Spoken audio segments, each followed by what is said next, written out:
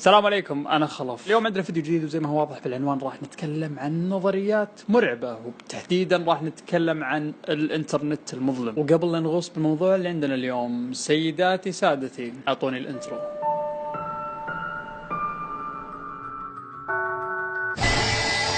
اوكي، قبل لا ندخل بالقصة الأساسية اللي عندنا اليوم راح نغطي بس بشكل بسيط وش هو الدارك ويب أو الديب ويب، الشبكة المظلمة والشبكة العميقة. زي ما هو واضح بالصورة اللي تشوفونها قدامكم، النت اللي نقدر ندخله حنا هو الجزء العلوي من الثلج. بعبارة أخرى، الانستغرام، التويتر، الفيسبوك، الأشياء هذه، مواقع التواصل الاجتماعي والجوجل بشكل عام، يعني الأشياء اللي تقدر تبحثها بجوجل، هي تمثل 17% من الإنترنت كامل. طبعا عشان اوضح لكم، الدارك والديب ويب يفرقون. الديب ويب هو يعتبر خطر، بس مو بنفس خطورة الدارك ويب. الدارك ويب هو اخطر شيء. يعني وش ممكن تلقى بالدارك ويب؟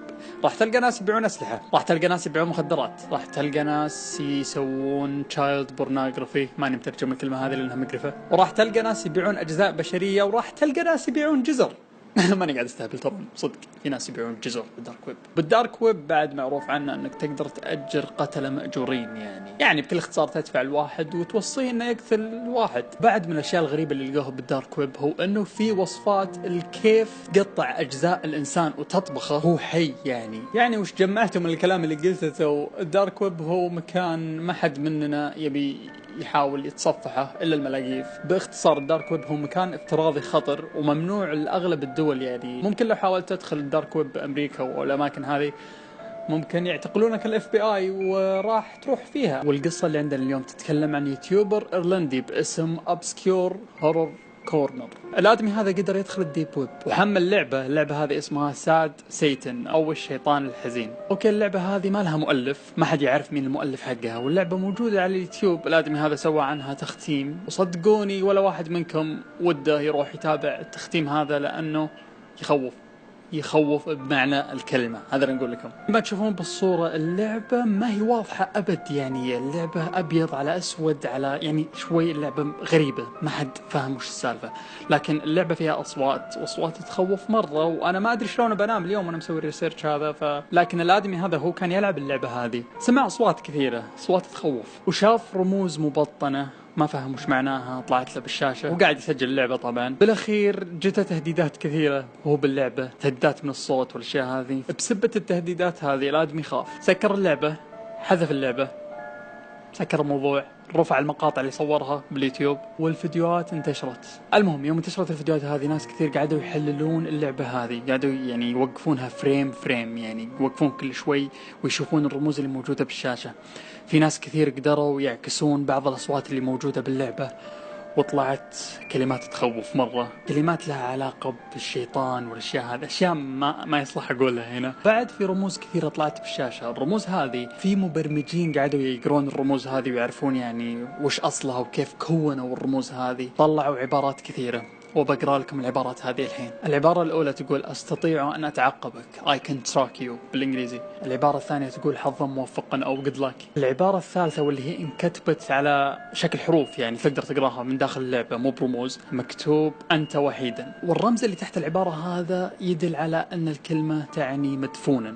أوكي، فلو تجمع الجملة كاملة تصير أنت مدفون وحيدا، أو أنت مدفون لحالك، مقبور باختصار يعني.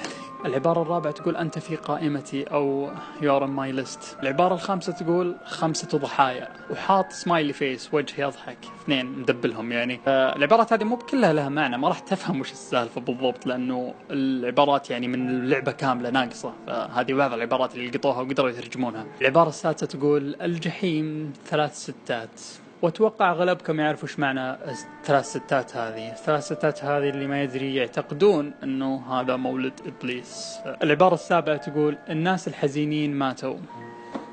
هولي شت، خلصنا العبارات، بغيت ازغل على نفسي. المهم زي ما قلت، بعد ما انتشرت سلسلة الآدمي هذا واللي هو كان يختم لعبة الشيطان الحزين ساد سيتن، في ناس كثير قعدوا يعطون نظريات من عندهم، واللي يقول أنا ترجمت الشيء الفلاني وأنا سويت الشيء الفلاني، وقعدوا يجمعون أشياء كثيرة وطلعوا أشياء تخوف، أشياء ممكن تثير شك.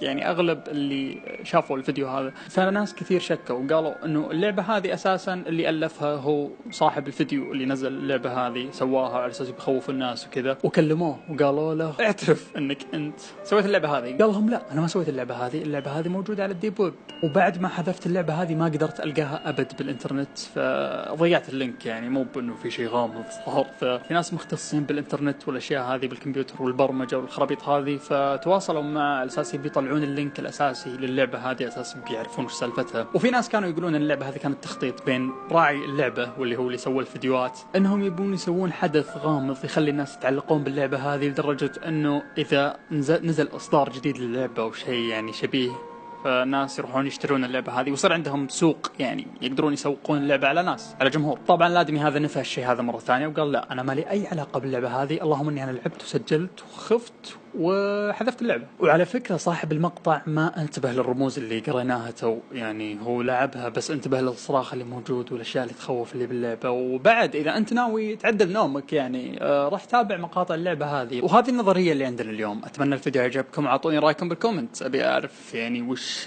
وجهة نظركم تجاه الفيديو هذا بشكل عام والقصة اللي تكلمنا عنها بالأخص. قبل لا أنهي اليوم حاب أذكر على كم شغلة. أول شيء قناة الألعاب حقتي ببدأ أنزل أتاك أون تايتن زي ما قلت لكم أمس، اللي متابعني أمس، فبترك لكم الرابط بالدسكربشن يا ليت تشتركون، وبترك لكم حساباتي بالسوشيال ميديا كلها بنفس الاسم خلف زد واحد موجودة على الشاشة الحين. وهذا كل اللي عندي اليوم. إذا حاب السلسلة هذه سو لايك، بس لا تتحمس لأنه ما راح أتوقع إني بسوي جزء ثاني لأنه تخوف، ولا أنا مالي خلق أخاف. وبس اشوفكم الفيديو الجاي، مع السلامة. روح الخبر الأخير اللي عند اليوم واللي هو يتكلم عن الكارداشيانز والجينرز بعد المخيسين ذولا، الحين بيسبوني الناس اللي يحبونهم كويس. طيب السالفة ما فيها للي ما يدري الكارداشيانز هذول. قبل لا انهي الفيديو هذا حاب اقول لكم موقف بسيط صار لي، والموقف هذا هو السبب اللي خلاني اتكلم بالاسلوب هذا وتحسوني خايف مرة وانا قاعد اسوي الفيديو هذا، لاني فعلا خايف مرة ترون. فالسالفة ما فيها انه وانا اتصفح احد المواقع اللي فيها قصص عن الديب ويب، كنت قاعد أقرأ ومركز، قاعد حوالي كذا 5 دقائق وأنا قاعد أقرأ ومركز وهدوء حولي. فجأة الموقع يطلع صوت، الصوت هذا واحدة تتكلم مو بصوت يخوف، بس إني أنا خفت بغيت أسويها على نفسي. أنا عارف إن الموقف سامج، بس تخيلوا إنكم أنتم مركزين بشيء وفجأة يعجبك الفيديو. وقت ما تكلمني طالع تحت اسمع، يلا الحين سكر الكاميرا وتعال أربطك بالسلاسل عشان ما تنهاش.